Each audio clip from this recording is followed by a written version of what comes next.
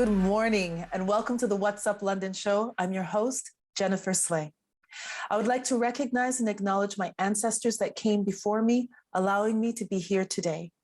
I also acknowledge that London is located on the traditional lands of the Anishinaabe, Haudenosaunee, the Napawak, and the Ottawandaran peoples, and that I am very fortunate to be able to call this land home.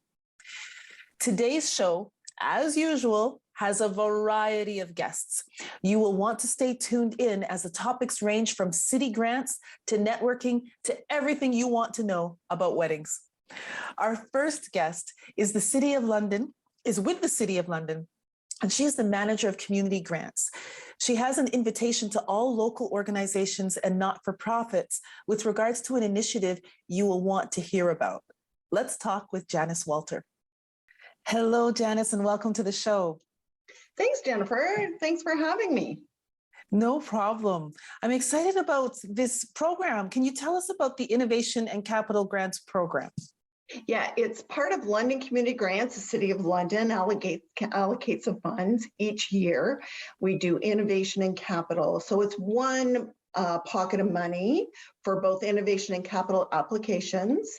And it's basically based on how many applications we've received. It's a competitive process. So there is $496,000 available in that pot of money. As you can well imagine, we get a lot more requests than we do have funds available. It is once a year, and it's for 1 year, so 12 months worth of funding. Okay. So innovation, I'll just give you a little idea. So the definition of innovation, we have this funding for not-for-profit organizations that are maybe creating some new, innovative, emerging kind of ideas or programs that they may have, or it could also be for a new and emerging organization that's just starting out. And the capital is for projects that not-for-profit organizations are doing that might be expanding their program or service delivery area. So they might be doing some construction in a building that they currently own. We also do get requests for capital for purchasing a new property or a new building to enhance some program delivery for the not-for-profit as well. And are there any specific criteria that people need to look out for? Because oftentimes organizations will think, well, I don't think I'll be able to do that. That's a really good question. And because sometimes people are surprised that they fit within the criteria, and they often do think, oh, I don't think I qualify. But the qualification, the eligibility is very simple, not-for-profit organization. But if you are not a not-for-profit, we also have the ability for your application to be hosted by another organization. So that's always an opportunity as well. And basically, you have to have a London address and deliver your service to the residents of London. So it's really two simple criteria. That is very simple. Oh, that is awesome. Okay. And so when's the deadline to apply for the grant? Yeah, so the application is currently open right now. So if you go to our website, you'll see all the information, a green button that takes you to the online application process, and it closes April 25th at 4:30 p.m. Also, you'll find on our website our upcoming information sessions on April 12th and April 13th from 5 to 7, and they're on Zooms to make them continue to make them very accessible so people can get to them easily. Okay.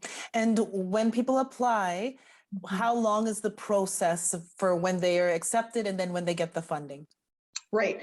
The application closes on the 25th, like I said, but then we have a community review panel that evaluates all the applications and makes those funding decisions. So by the time that's done and we have an appeal process, we are typically able to start allocating those funds kind of by August or September.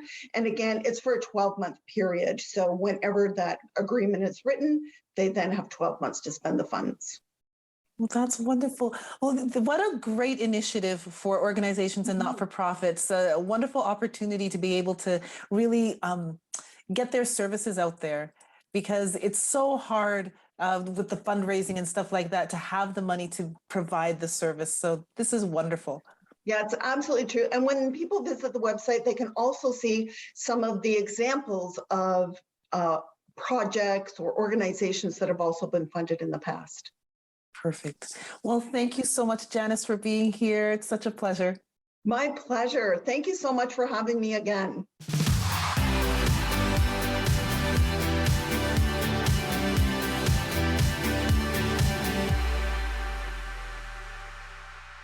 This program is brought to you by the following sponsors.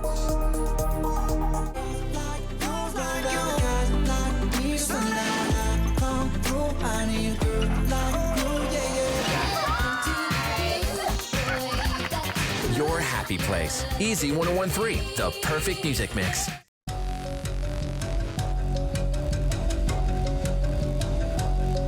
Don't be distracted and leave your cooking unattended. Stand by your pan and look while you cook.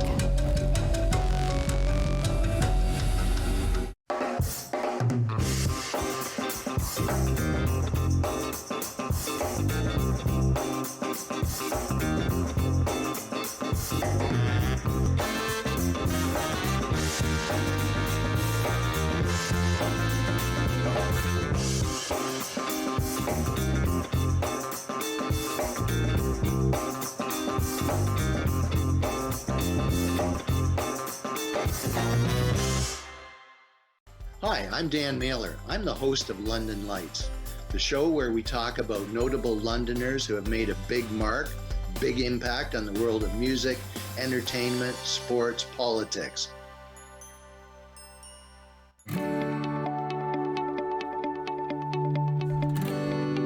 You're watching Rogers TV.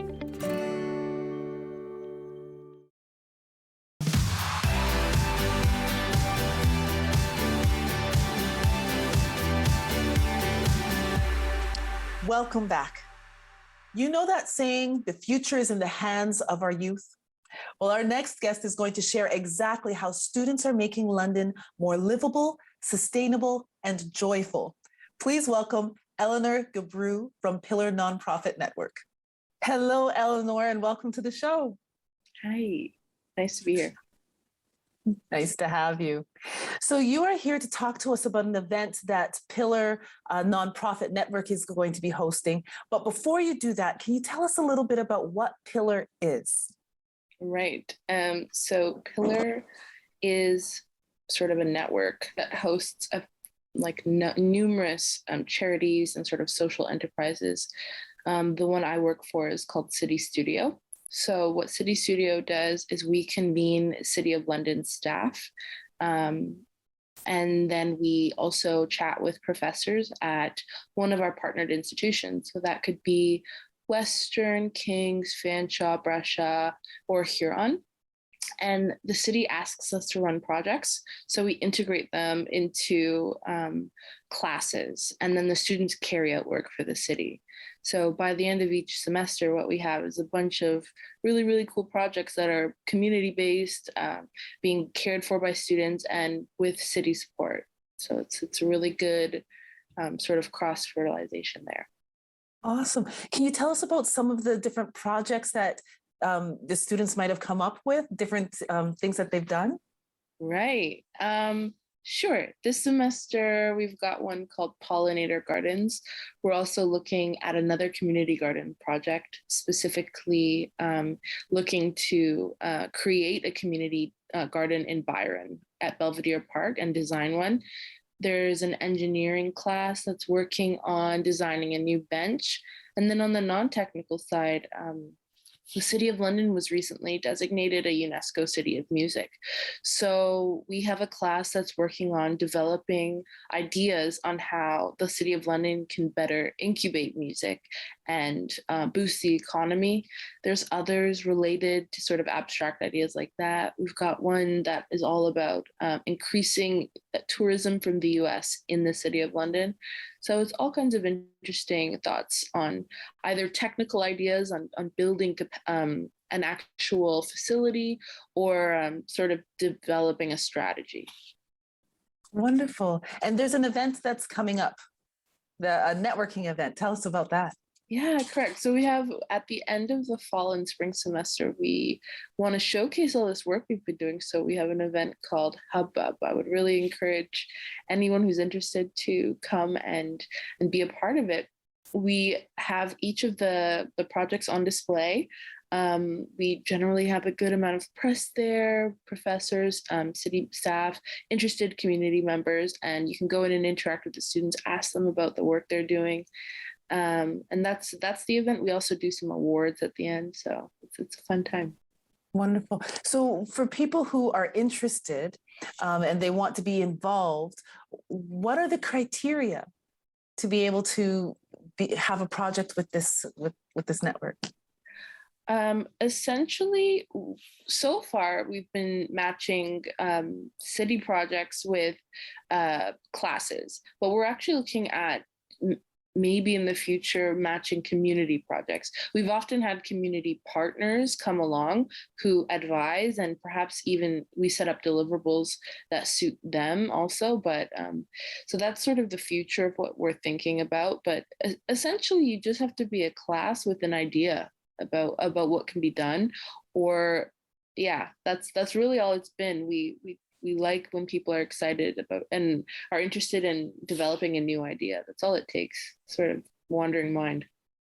Awesome. And the students that are involved, are they all post-secondary or are there some high school students?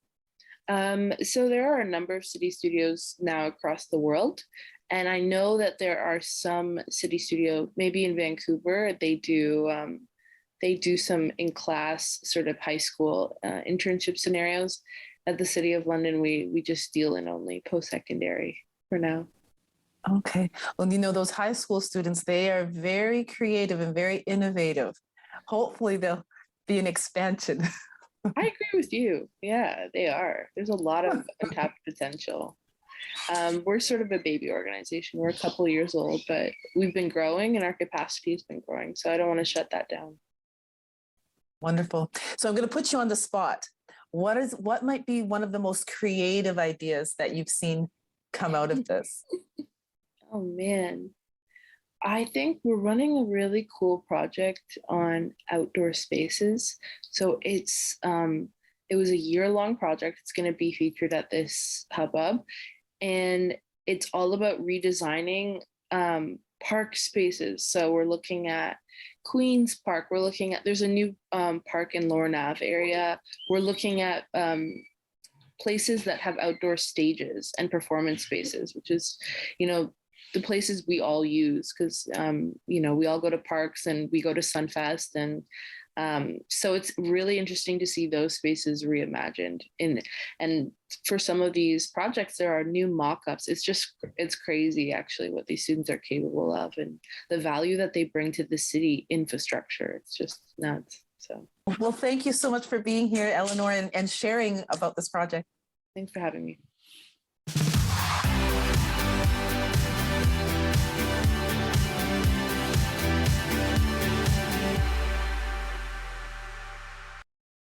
This program is brought to you by the following sponsors. Huron Flooring offers a vast selection of pre-finished hardwood floors in a variety of colors, textures, widths, and finishes. We also provide resanding and refinishing of your existing flooring and stairs. Visit us at Huron Flooring, 782 York Street in London. Hi everyone, my name's Ranger M. I love to knowledge share, and that's just what I'm going to do with you. So come on, let's go learn with Ranger M.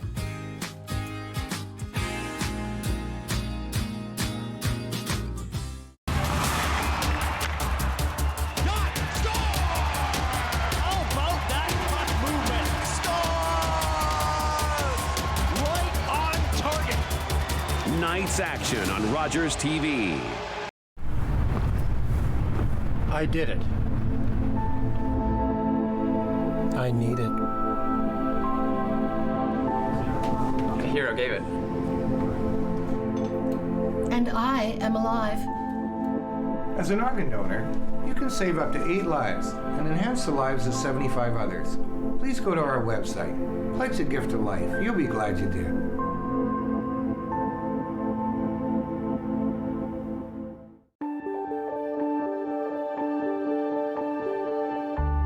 You're watching watching Rogers TV.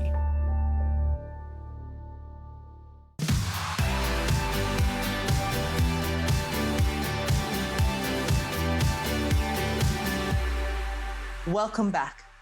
For the last 2, almost 3 years, weddings have had to be very small and intimate. But whether you are wanting a big wedding or a small wedding, you're going to want to know what you need for that wedding. Our next guest is a wedding planner and has a special event coming up soon for couples who are planning their wedding. Hello, Amy, and welcome to the show. Hi, thank you so much for having me on today. It is so exciting that the COVID restrictions are lowering, and so now we're seeing more weddings, and you are a wedding planner. Absolutely. Yes. Tell us about your business. So I started Unmistakably You in 2009. So we're about to hit 13 years, and we love what we do. We get to be involved with what is usually the most exciting and happy day of a couple's life to that point. And we just love being able to create unique and personal celebrations for all of our couples. Wonderful. And I went onto your website, and it looks like you have a variety of consultants that people can work with. We do. So I started out with a very loving and supportive husband who originally told me he didn't think we'd ever do a single wedding. And this year we have 62 weddings on the books. So I work with a team of wonderful, talented, kind, and compassionate humans who help you to sort of guide you through the planning process with hopefully a minimum of stress and overwhelm, and get you to the end of the process still happy and hopefully still in love with your fiance.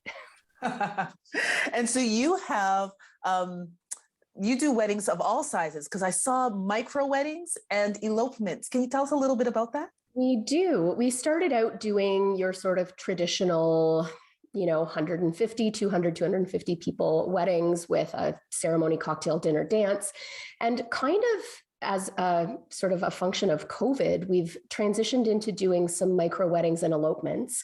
We have a really funky studio space in the Old East Village in a converted factory. It's a beautiful little space where we have started to host those micro weddings. So those are typically 25 or 30 people, and you get to gather in a little bit less of a formal situation where we do all of the planning. We bring in the officiant and the photographer and the flowers, and you literally just have to show up and say, I do. So those are our micro weddings.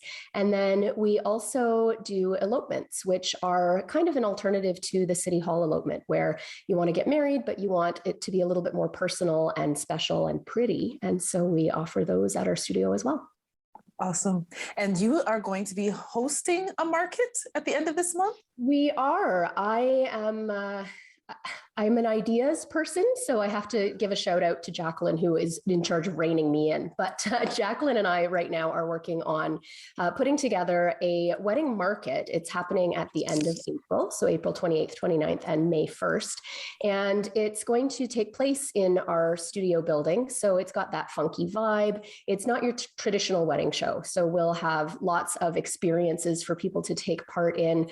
We're doing dress sales and suit fittings on site. We've got wine, beer, and seltzer tastings. We've got lawn games. We've got lounge. We've got live music. And then we have vendors so that you can come and complete your wedding plans or meet some great people to help you out with your wedding in the future. So it's one-stop shopping, basically. It is. We're using the entire building and both parking lots. So it's we don't do anything halfway. We go big or go home, and we're really quite excited about it. Well, that is wonderful. That's awesome. And so what are some of the trends that you're finding? Because I'm sure people are just excited to be able to have a wedding now.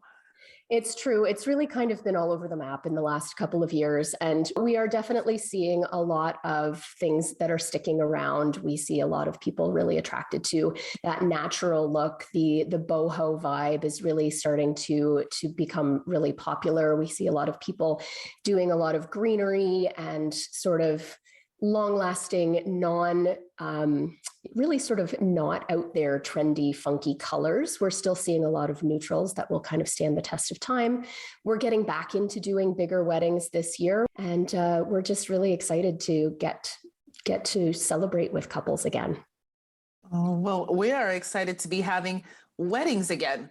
Absolutely. Because prior to the show, we were talking and you said that there is a 60% increase. Well, we here at Unmistakably You are doing about 30% more weddings than we typically do in 2022. And that's a function of the weddings that had been postponed from 2020 to 2021 and now into 22.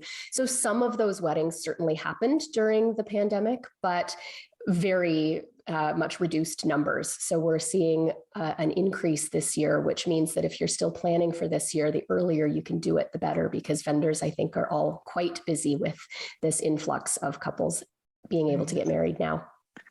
Wonderful. Well, thank you so much for being here, Amy. Really appreciate your time and looking forward to the market. Thank you so much. It's been a pleasure chatting.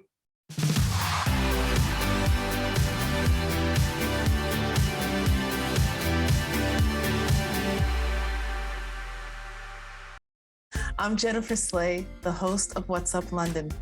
Join me each week as I meet Londoners who are doing extraordinary things and helping to make the city a better place to live. Watch What's Up London Mondays only on Rogers TV.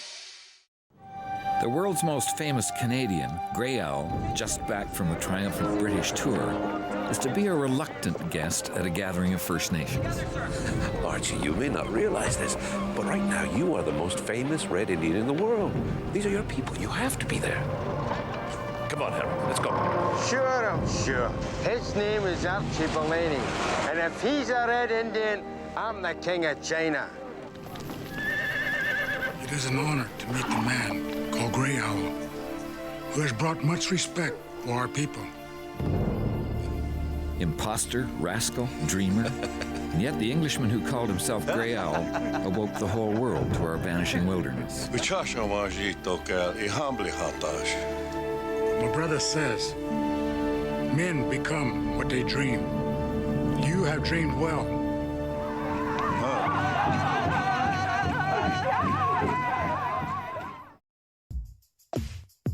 Hey, what's going on, everybody? Tyler Fines, host of Off the Puck Hockey on Rogers Channel 20. We interview some of the biggest names in hockey and sports. Check us out, Rogers Channel 20, Off the Puck Hockey. Let's go.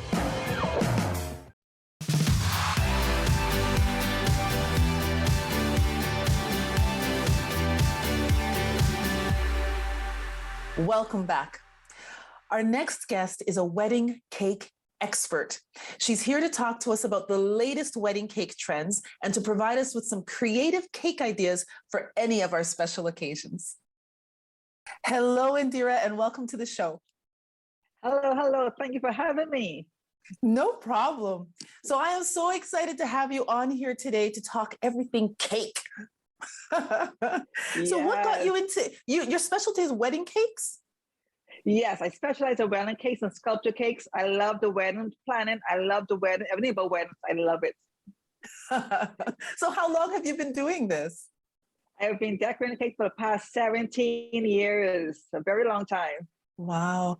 And so what would be the most requested flavor of cake? Oh my goodness, I love cake. You have vanilla cake, you have chocolate cake. You know, I try to introduce my bride to different flavors, pineapple cake or coconut cake, kind of just jazz it up a bit. You know, wedding cake is just not a cake, it's dessert. And if you're gonna have dessert, you might just enjoy that dessert. So I like to vanilla with some pineapple filling or some cherry filling, kind of spice it up a bit, right? To give that palate a good palate taste. Oh gosh, that sounds so delicious. And so I went onto your website actually, and I saw something about a tasting box. What is that all about? Oh, the cake tasting box is 5 different flavors that the bride can order before they decide to use me to bake their cakes. It includes chocolate cake, vanilla cake, it has strawberry, it has champagne cake, it has red velvet cake, and I also include a customized cookie for the bride and the groom to be of their wedding cake, of their date. Of their date. Just kind of specialize it, right? Customize it to their event.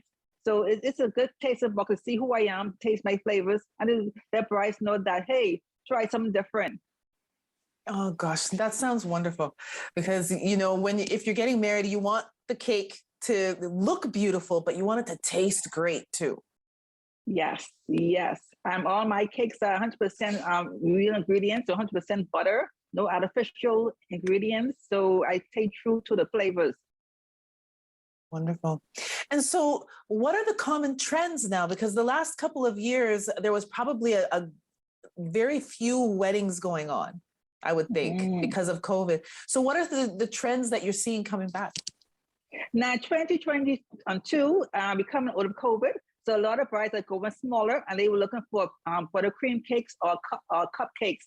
Cupcakes are a big hit right now. Now, 2024 is when we be past COVID. So a lot of brides are having more guests to their wedding, over 100 people. So they're looking for the 4-tier, the 5-tier, the bigger cakes. So it's different. So this year, 2022, smaller cakes, buttercream cakes, or 2-tier cakes with a lot of cupcakes. Okay. And behind you, I see a few cakes. Can you tell us a little bit about what those are? What style of cakes those would be? Well, the purple one on my right is decorated and fondant with gum cakes, flowers. When you take the gum cakes off the flowers, those flowers last a lifetime. That the couple can actually use them. So when they have their 20 anniversary or 25 anniversary, they can still have their flowers from their wedding cake, right? So a great memory. And then on my right, you have a gold and white cake. Everything's edible down to the gold. Right, so something different. I like gold, I like silver, so I like to do a lot of creative cakes, right? Plenty color. Nice. So basically, a bride can come to you with her idea, and you will work with her to make it happen. Yes, I will ask her to send me a copy or give me a copy of her invitation. She can let me see her dress design. She can let me know her theme, her colors. From that, I can sketch a cake and then make that cake for her big day. Nice. That sounds awesome. That sounds wonderful. And so you don't only do wedding cakes, though. You also do special occasions.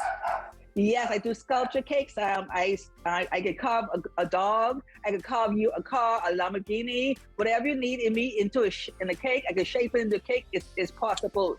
On my website, I have a cake in the shape of an elephant for my friend Daphne. She is so elated to see that I can actually carve a cake into an elephant, and she celebrated her birthday. Yes. Awesome. Well, Indira, thank you so much for being on the show. And we look forward to hearing more about these cakes in the future. Yes, thank you so much for having me. That's a wrap. Thank you for joining me today. And please contact our guests and support their businesses and their projects. At the very least, please go visit them on social media and share their pages with your networks. I look forward to being here again with you next week and ask that you please like, comment, and share this episode with your friends. Be well and take care.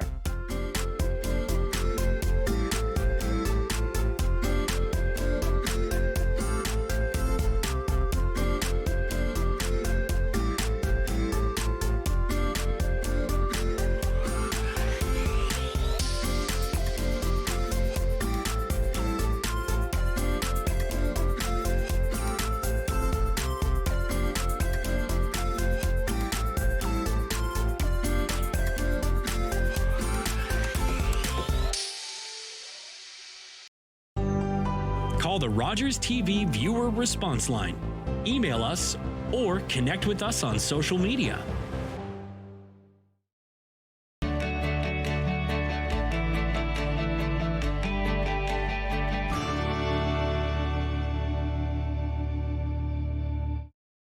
Wednesdays at 7:30 p.m., it's the RTV quiz.